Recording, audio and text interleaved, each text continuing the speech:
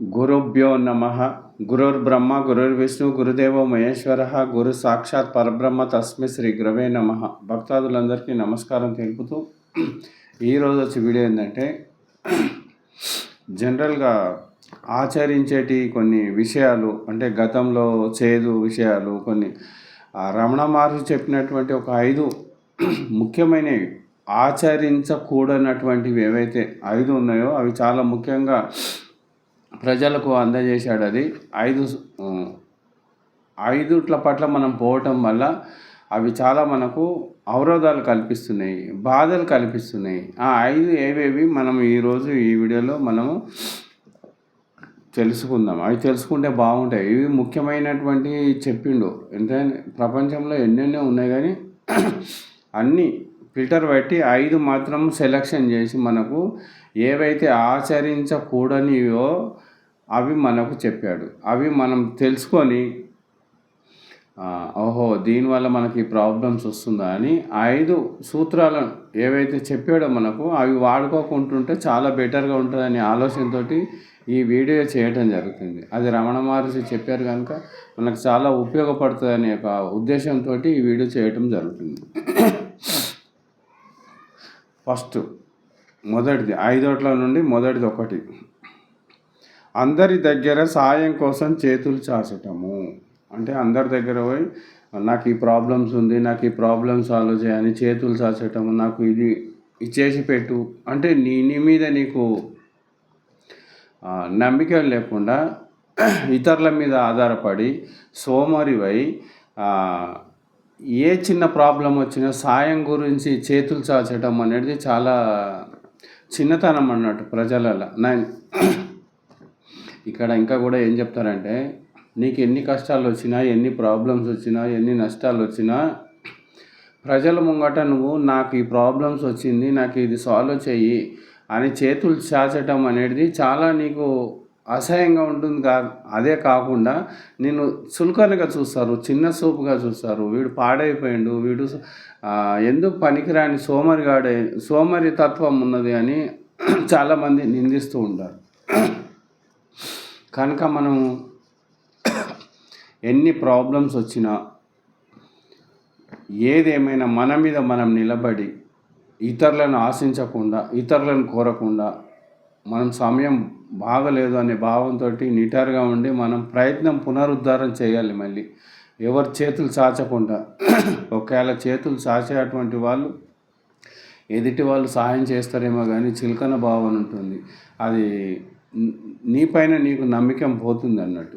కనుక అది ఫస్ట్ వచ్చినటువంటి క్వాలిటీ ఏంటంటే, అందరి దగ్గర సాయం కోసం చేతులు చాచకూడదు. అసలుకి అందరి దగ్గర చేతులు మాకు ఇది హెల్ప్ చేసి పెట్టండి, మాకు ఇది కావాలని ఎవరు కూడా చేయకూడదు. చేయటం వల్ల మనకు తక్కువ చూపుగా చూస్తున్నారు. అందులో మనకు అశాంతి ఏర్పడుతుంది, దుఃఖం ఏర్పడుతుంది, కానీ సంతోషం ఏర్పడటం లేదు. రెండోది వచ్చి జీవితంలో వచ్చే మార్పులకు భయపడటం. జీవితంలో వచ్చే మార్పులకు భయపడటం.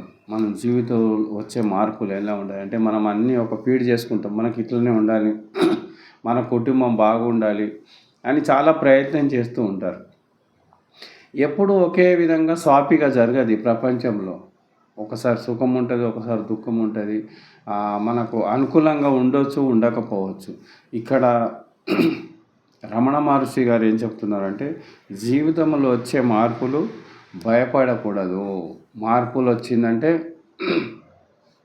ఉదాహరణకి యవ్వనం నుండి వృద్ధాప్యం ఆవరించింది, రక్తము ఉడుకుతుంది, రక్తము క్షీణించిపోతుంది, అనారోగ్యం ఏర్పడుతుంది, ముసలితనంలో దుఃఖం ఉంది. అంటే మార్పు వచ్చేసింది ఈ లోపల. మార్పు రాగానే నీకు దిగులు చెందుతుంది. అయ్యో నేను ఇన్ని రోజులు స్వస్థగా ఎక్కడంటే అక్కడ పోగలిగాను, ఏదంటే అది చేయగలిగాను, ఇప్పుడు నేను చేయలేకపోతున్నాను, నాకు శరీరం సహకరించలేకపోతుంది, వృద్ధాప్యం ఆవరించింది అని అనుకొని భయపడవద్దు. ఎందుకంటే దాని లక్షణం అది. నీకు బాల్యము, యవ్వనము, వృద్ధాప్యం అనేది ఇది పరిపాటిగా భగవంతుడు పెట్టినటువంటిది. ఈ శరీరంకు స్థితి లక్షణాలు ఉన్నాయి కాబట్టి నీకు చేంజ్ అప్ అయినప్పుడు, అంతే మంచిగా ఉన్నప్పుడు ఏమో నా అంతటి వాడు లేడంటారు, వృద్ధాప్యం ఆవరించంగానే కుమిలిపోతూ ఉంటారు. ఇది ఎంతవరకు వాస్తవం? ఇతను ఏదైనా కానీ మార్పులు ఏదైనా కానీ నువ్వు అనుకున్నట్టు కాలేదు, లేకపోతే కొడుకులు చదువుకుంటలేరు, నువ్వు ప్రయత్నం చేసినావు, అది విఫలం అవుతుంది. ఆ మార్పులు జరుగుతున్నప్పుడు నీకు భయపడవద్దు. భయపడటం అన్నట్టు అంటే భయపడటం అనేది అజ్ఞానమే అన్నట్టు. ఎందుకంటే అది జరిగేదే జరుగుతుంది, నీకు తెలియటం లేదు.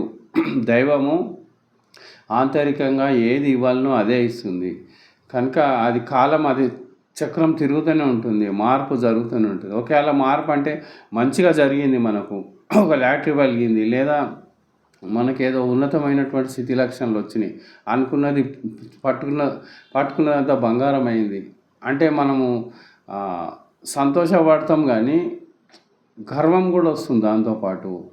నీకు బంగారం వచ్చినా లేక బంగారం మట్టిగా మారినా ఒకే విధంగా ఉండాలని రమణ మహర్షి చెప్తున్నాడు. ఇక్కడ నీకు మార్పు కలుగుతుందంటే నీవు అనుకూలంగా అది జరుగుతలేదు, అది విపరీతంగా వచ్చింది, అది నీ లోపల ఒక ఏంది ఇలా జరిగిందని ఒక భావన పడుతుంది. అది కూడా జరిగేదే జరుగుతుందని నిశ్చలంగా నువ్వు ఉన్నట్టయితే నీకు అది ఎలాంటి వైబ్రేషన్ ఇవ్వలేదు. ఒకవేళ నువ్వు బాధపడుతుంటేనే అది వైబ్రేషన్ ఇస్తూ ఉంటుంది. అందుకని రెండో సూత్రం ఏంటంటే జీవితంలో వచ్చే మార్పులకు భయపడటం. అది భయపడటం అంటే భయపడొద్దు ఇంకా అని రమణ మహర్షి గారు చెప్తున్నారు. ఇంకొకటి మూడవది వచ్చేసి గతం మిగిల్చిన చేదు జ్ఞాపకంలో జీవించటం. ఇది చాలామంది బాధపడుతుంటారు గత జీవితంలో, అంటే గతంలో మిగిల్చినటువంటి చేదు నిజాలు. అంటే ఉదాహరణకి ఒక పుత్రుడు ఉన్నాడు, ఆయనను మంచిగా అన్యోన్యంగా పెంచి చదువు సంధ్యలు చేసి తర్వాత లగ్గం చేసిన తర్వాత ఆయనకు సడన్గా ఏదో ప్రాబ్లమ్స్ వచ్చింది, ఏదో సడన్గా అనారోగ్యం గురి అయ్యాడు, లేదా ఆక్సిడెంట్లో మరణించాడు హఠాత్తుగా.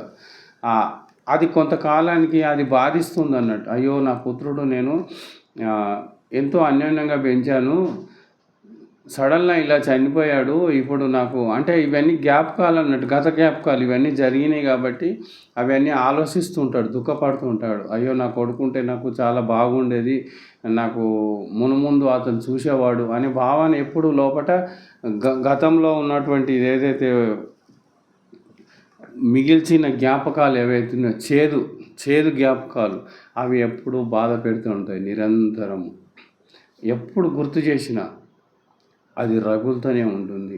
పుత్రశోకం చాలా గొప్పదన్నట్టు, అంటే సత్య వరకు కూడా వదలదు. అది కొంచెం మార్పు వచ్చినప్పుడు కూడా గుర్తు వచ్చినప్పుడు మాత్రం ఎంతో కొంత బాధ అయ్యి కన్నీరు వస్తుంటుంది అన్నట్టు. అంటే ఎప్పుడో జరిగింది, 10 సంవత్సరాలు 20 సంవత్సరాలు అవుతుంది, అయినప్పుడు కూడా అది బాధ పెడుతుంది. అది బాధపడుతున్నారు. ఎందుకు బాధ పెడుతుంది అంటే అది నా నా నా సొంతం, అది నా పుత్రుడు అది అని ఒక భావం పూర్తిగా చేసుకున్నావు కాబట్టి నీకు అది పీడిస్తుంది అన్నట్టు. అది కూడా మనము చేయకూడదు. మూడోది కూడా గతం మిగిల్చిన చేదు జ్ఞాపకాల్లో జీవించటము. ఎవరు అలా జీవిస్తున్నారో వాళ్ళు ఎప్పుడు బాధపడుతూ ఉంటారు. కనుక మనం అలా గతంలో ఎన్ని చేదులు వచ్చినా, ఎంత ప్రాబ్లమ్స్ వచ్చినా అవి అన్నీ వచ్చినాయి అని భావంతో గతించింది గతం అన్నారు. గతించిన దాని గురించి మనం ఆలోచించటము అజ్ఞానమే అవుతుంది కనుక, అది బాధనే అవుతుంది కనుక దానికి ఎప్పుడూ మనం ఆలోచన చేయకూడదు. ఇంకా గతించింది, ఇప్పుడు మనం ప్రారంధంలో ఉండాలి, ఇప్పుడు ప్రజెంట్లో ఉండాలి. మనము ఇప్పుడు ఏం చేయాలి, ఇంకా మన జీవితం ఎంతో పోయింది, ఇప్పుడు ఉన్న జీవితంలో మనం ఎలా ఉండాలి అని ఆలోచిస్తే బెటర్గా ఉంటుంది ఎప్పుడైనా కానీ. అందుకే ఈ రమణ మహర్షి గారు కూడా ఇది చాలా గమనించి చాలామంది బాధపడుతున్నారు కనుక ఏది జరిగినా దాని గురించి ఆలోచించటం అనేది అది అజ్ఞాన దశ. అది బాధనే పెడుతుంది కానీ సుఖాన్ని ఇవ్వలేదు అని మనకు రమణ మహర్షి గారు చెప్పడం జరుగుతుంది. 4 వచ్చేసి మనల్ని మనమే తక్కువ చేసి చూసుకోవటము. ఇక్కడ ఇది కూడా చాలా పాయింట్స్ అన్నట్టు. అంటే చాలామంది ఆలోచన చేస్తారు, పెద్ద పెద్ద కోటీశ్వర్లను చూసి కార్లలో పోయేటోళ్ళు, బంగ్లాలు కట్టుకున్న వాళ్ళు, పెద్ద పెద్ద రాజకీయ నాయకుల్ని చూసి చాలామంది ఏ నేను ఎందుకు ప్రయత్నం చేసిన నా జీవితం వృధా ఉంది, నేను వేస్ట్, నా తెలివితేటలు లేవు, వాళ్ళు చూడు ఎంతో అన్యోన్యంగా ఉన్నారు, తనకు తాను తక్కువ చేసుకుంటుంటాడండి. ఎందుకంటే ఆ ప్రజ్ఞ లేదు. అసలు రమణ మహర్షి ఏం చెప్తాడంటే, అసలు రాజకీయ నాయకుడైనా, పెద్ద పెద్ద కోటీశ్వరుడైనా, బీదవాడైనా, ఎవరైనా అందరిలోని ఆ భగవంతుని అంశం ఉంది. అందరూ భగవంత్ స్వరూపులే. కానీ తెలియటం లేదు. అది తెలియకుండా ఈ దృశ్యాన్ని చూసి వీళ్ళ యొక్క స్థాయిని బట్టి, వీళ్ళ మనస్తత్వాన్ని బట్టి వీళ్ళు ఆలోచిస్తూ ఉంటారు. అయ్యో నేను ఈ జీవితం వేస్ట్, నాకు ఎందుకు ఇచ్చాడో భగవంతుడు, నాకు ఏది కూడా మంచి జరగటం లేదు, తనకు ఎప్పుడు తక్కువ చేసుకుంటూ బాధపడుతూ ఉంటారు చాలామంది. నాకు ఉదాహరణకి ఎన్నెన్నో ఉంటాయి ప్రపంచంలో. నాకు సరైన భర్త దొరకలేదు, లేదు సరైన భార్య దొరకలేదు, నాకు సరిగ్గా పుత్రులు పుట్టలేదు, అంత అపోజిట్గా ఉన్నారు. ఇవన్నీ తనకు తాను తక్కువ చేసుకుంటూ ఉంటారన్నట్టు అంత. ఇంకా నేను ఈ ప్రపంచంలో ఉండి వేస్ట్ అంటే తనకు తాను తక్కువ చేసుకుంటూ వాళ్ళు బాధపడుతూ ఉంటారు. ఇది కూడా చాలా డేంజర్గా ఉందన్నట్టు. ఎప్పుడు నిన్ను నువ్వు తక్కువ చేసుకోకూడదు. అది అజ్ఞాన దశ. అది నీకెప్పుడు సుఖాన్ని ఇవ్వలేదు. నీవు ధీరుడవే, నువ్వేమి తక్కువ కాదు. అక్కడ పెద్ద కోటీశ్వరుడైనా, పెద్ద జ్ఞానవంతుడైనా ఆయన లోపట ఉంది, నీ లోపట ఉంది, ఒకటే తత్వం కనుక నీకు తెలియదు. అజ్ఞాన దశలో ఆవరించి ఉంది, మాయ ఆవరించింది కాబట్టి నీ ప్రజ్ఞ పెరగలేదు, అది నీ బుద్ధి వికసించలేదు, మనసు ప్రజ్ఞ పొందలేదు, స్థితప్రజ్ఞ లక్షణం కాలేదు. కనుక నీ స్థాయి నుండి అలా ఆలోచించి ఇంకా అధోగతికి పోతున్నావు, కిందికి వెళ్తున్నావు. అందుకని ఇక్కడ రమణ మహర్షి అదే చెప్తాడు, నిన్ను నువ్వు తక్కువ చేసుకోవద్దు, నువ్వు తక్కువేం కాదు, అందరితో పాటు నువ్వు కూడా సమానవాడవే అనే భావం నీకు కలిగి ఉంటే నువ్వు ధీరంగా ఉంటావు, ధైర్యంగా ఉంటావు అని మనకు చెప్పటం జరుగుతుంది. 5వ సూత్రం ఏంటంటే, చిన్న విషయానికి కూడా అతిగా ఆలోచించటము. చాలామంది నేను చూశాను అక్కడక్కడ చిన్న చిన్న పాయింట్స్, అరే నాకు ఇలా జరిగింది, ఇది జరగకూడదే అని దాని గురించి పదే పదే ఆలోచిస్తుంటే వేరే వేరే ఆలోచనలు వస్తుంటాయి అన్నట్టు. ఇది జరగటం కారణం వేరే ఎవరైనా ఉంటారు, లేకపోతే ఇలా ఎందుకు జరిగింది, నాకే ఎందుకు జరిగింది, అది పదే పదే ఆలోచిస్తూ ఉంటారు అన్నట్టు. ఒక్కొక్క విషయానికి ఎంతో కాలం దాని గురించి చర్చించుకొని బాధపడుతూ ఉంటారు. చాలామందికి చెప్తాను, ఎందుకమ్మా ప్రతిదానికి ఆలోచిస్తారు, ఇలా ఎందుకు జరిగింది, అలా ఎందుకు జరిగింది, ఇలా జరగకూడదు అని ఊరికే దాన్ని ఆలోచించి మన మనసును పాడు చేసుకుంటున్నాము. మన మనసును నిశ్చలంగా ఉండేది చంచల భావంగా చేసుకుంటున్నాం మనమే. ఇప్పుడు ఉదాహరణకి పొయ్యి కింద మంట పైన నీళ్లు పెడితే ఎలా ఉడుకుతుందో, కొంత చల్ల మారుతుందో, అది నీళ్ళ స్వభావం చల్లదనమే. కానీ కింద మంట ఉండటం వల్ల అది వేడైపోయి చల్ల కాగుతూ ఉంటుంది. అదేవిధంగా మన మనసు కూడా మంచిదే. అది మనం ఊరికే ఆలోచించి ఈ విషయాలు రాగద్వేషాలన్నీ దాంట్లో నింపితే అది ఉడుకుతుంది, అది పరిగెడుతుంది, నిశ్చలత్వం కోల్పోతుంది, మనసు తన స్వభావమే కోల్పోతుంది. అందుకే ఇక్కడ మనకు రమణ మహర్షి కూడా చిన్న విషయాలకు నువ్వు ఆలోచించకూడదు, నీ లక్ష్యం ఏంది, నీ లక్ష్యం వైపు వెళ్తూ ఉండాలి. అది ఏమైనా జరగదు. ఒకరు పొగుడుతున్నప్పుడు ఒకే విధంగా ఉండు, వాళ్ళే కొంతకాలానికి దూషిస్తుంటే కూడా నిశ్చలంగానే ఉండు. ఎందుకంటే దూషణ భూషణ కూడా ఇవన్నీ కూడా అజ్ఞాన దశమే, ఏది స్థిరమైనటువంటిది కాదు. నువ్వు ముందుకు సాగిపో, కాలం అనంతము. అందుకే రమణ మహర్షి ఏది కూడా చీటికి మాటికి నువ్వు ఆలోచించటం వల్ల అది నీకు ఉపయోగం లేదు, అజ్ఞాన దశ అంటాడు. ఇక్కడ మళ్ళీ ఒకసారి మనం పరిశీలించుకుందాం. ఈ 5 ఏవి ఇంపార్టెంట్ అంటే, మనం ఇందులో ఉంటే అవి కొంచెం మార్చుకుంటే బాగుంటుందని ఆలోచన. ఇక్కడ ఏవేవి ముఖ్యమైన అంటే, అందరి దగ్గర సహాయం కోసం చేతులు చాచటం, జీవితంలో వచ్చే మార్పులకు భయపడటం, గతం మిగిల్చిన చేదు జ్ఞాపకాల్లో జీవించటం, మనల్ని మనమే తక్కువ చేసి చూసుకోవటం, చిన్న విషయానికి కూడా అతిగా ఆలోచించటము. ఈ 5 కూడా మనకు ఎప్పుడు సుఖాన్ని ఇవ్వలేదు. కనుక అవి ఏ వచ్చినా మనము సాక్షిగా చూస్తూ ఉంటూ మన లక్ష్యాన్ని మనము ముందుకు ప్రయాణిస్తూ ఎప్పుడు చూసినా ఇంకా ప్రశాంతంగా ఉండే ప్రయత్నం చేయాలి.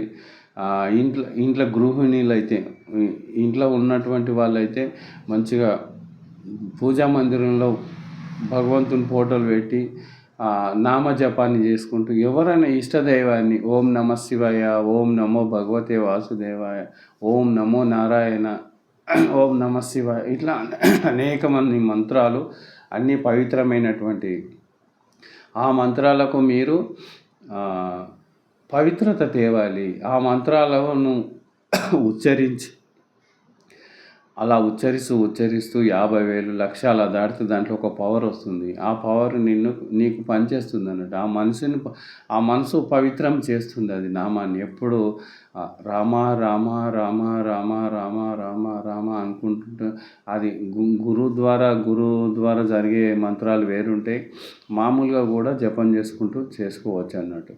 అందుకని ఇవన్నీ ఆలోచించకుండా ఈ ఐదిట్ల తెరువు పోకుండా ఏది జరిగినా ఒకే విధంగా ఉంటూ గతం జరిగినా ఇంకా ప్రజెంట్ రాబోయే దాని గురించి కూడా ఆలోచిస్తే బాధనే కలుగుతుంది. ఇప్పుడు ప్రజెంట్లో ఉండి మనం ఏం చేయాలనే ఆలోచన ఉంటే మనం కింద మీద కాము. కనుక మనం ఎంతో కొంత ఇప్పుడు రమణ మహర్షి చెప్పినటువంటి స్థితి లక్షణాలు అవిట్లను ఆ 5 వాడుకోకుండా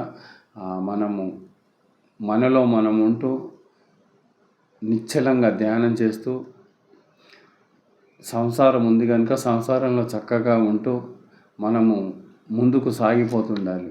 మన కుటుంబకులు మనం మంచిగా ఉండాలని ప్రయత్నం చేయాలి. ఎప్పుడూ దైవాన్ని కోరుతూ ఉండాలి. కానీ అలా కాకుండా కొంచెం అవరోధంగా మనకు విరుద్ధంగా జరుగుతూ ఉంటే కుటుంబ సభ్యులు కూడా మనం ప్రయత్నం చేయలే కానీ బాధపడకూడదు. ఆ బాధపడటమే అజ్ఞాన దశ అన్నట్టు. అందుకని ఏది జరిగినా అది జరిగేదే జరుగుతుందనే భావన ఉండాలి. శివునాజ్ఞ లేనిదే చీమైనా పుట్టదంటారు. కనుక ఈ ప్రపంచంలో ఈ దైవంలో ఏదైనా కానీ ఒక నియతి, ఒక ఆర్డర్ ఉంది. ఇష్టానుసారంగా ఏది జరగదు, జరిగేదే జరుగుతుంది అనే భావన మనకు తెలియాలి క్లియర్గా. నాకే ఇట్లా ఎందుకు అయింది అనేది అజ్ఞానం. అది దానివల్ల నీకు సుఖము ఏమాత్రం లేదు, ఉన్న శాంతిని కూడా పొడగొడుతుంది అది. కనుక ఏది నీకు జరిగిందో, ఏ వస్తువు నీ దగ్గరకు వచ్చిందో, అప్రయత్నంగా వచ్చిందో దాన్ని ప్రియంగా స్వీకరించండి. ఉన్నంతకాలం వాడుకోండి. ఏది స్థిరం కాదు ఈ ప్రపంచంలో. వచ్చేటప్పుడు ఒంటరిగా వస్తాము, పోయేటప్పుడు ఒంటరిగానే వెళ్తాము. ఈ మధ్యలోనే ఈ బంధాలు తల్లి తండ్రి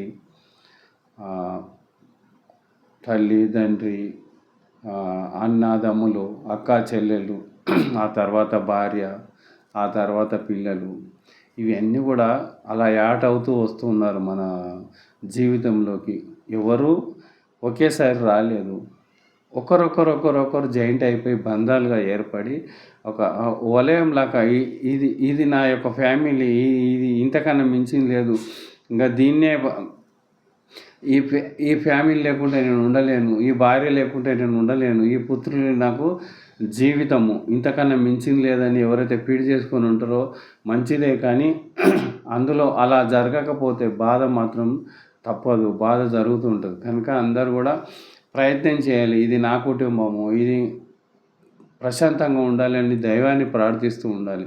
ఒకవేళ అలా ప్రశాంతంగా లేకపోయినా కానీ జరిగేది జరుగుతుందనే భావనతోటి నువ్వు ప్రశాంతంగా ఉంటే ఆ దైవమే ఇంకా నీకు ఏదైనా అవరోధం కలిగించాడు కూడా తగ్గించి ఎంతో కొంత మేలు జరుగుతుంది అన్నట్టు. అందుకని ఇదంతా గమనించి మనం ఎప్పుడు మనతో మనం ఉంటూ ప్రశాంతంగా జీవితాన్ని గడుపుతూ ఎంతో కొంత మీరు ఇంకా పూజలు, పునస్కారాలు, భజనలు, ధ్యానము ఇవన్నీ చేస్తారనే ఆలోచనతోటి నేను సెలవు తీసుకుంటున్నాను. జై గురుదత్త.